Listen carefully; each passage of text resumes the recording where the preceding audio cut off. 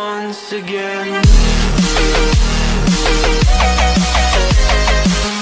ඉබෝවන් කියලා පිළිගන්නවා මගේ YouTube channel එකට.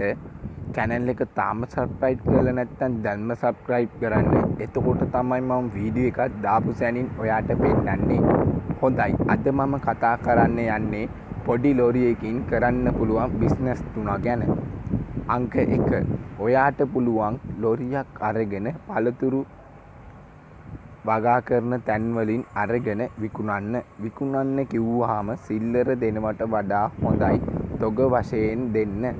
ඔයාට පුළුවන් අඹ, කෙසෙල්, ගස්ලබු, කොමඩු, තැඹිලි මෙන්න මේ වගේ පළතුරු ගෙනල්ලා කඩවල් වලට බෙදා හරින්න. කඩවල් වලට දාගෙන යන්න. ඔයාගේම සාධාරණ මිලක් තියාගෙන මේ වගේ දේවල් අරගෙන විකුණන්න පුළුවන්. අංක 2. ඔයාට පුළුවන් පොල් තොග වශයෙන් අරගෙන කඩවල් වලට දාන්න. මේ දවස්වල පොල් ගෙඩියක් 60ක් 70ක් විතර වෙනවා.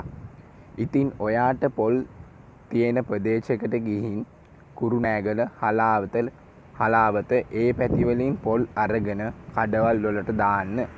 මේක ගොඩක් හරියටම කරන්න පුළුවන්. මොකද පොල් කියන දේ ගොඩක් අයට ඕන වන දෙයක්. ඉතින් ඔයාටත් පුළුවන් පොල් බිස්නස් එකක් පටන් ගන්න. අංක 3. ඔයාට පුළුවන් මඤ්ඤොක්කා බිස්නස් එකක් පටන් ගන්න.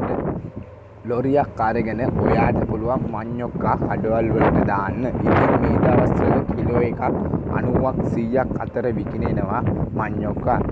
මඤ්ඤොක්කා ගන්න පුළුවන් මල්වාන පැත්තට ගිහින් මඤ්ඤොක්කා කොටුවක් අරගෙන කඩවල් වලට දාන්න. මේ බිස්නස් වලට ලොරියක් තියෙනවා නම් ගොඩක් හොඳයි. ඉතින් මේ වීඩියෝ එක හොඳයි නම් යාළුවන්ට බලන්න, ෂෙයා කරන්න. channel එක තාම subscribe කරලා නැත්නම් දැන්ම subscribe කරන්න. ඔයාලට බුදු සරණයි දෙහි පිහිටයි.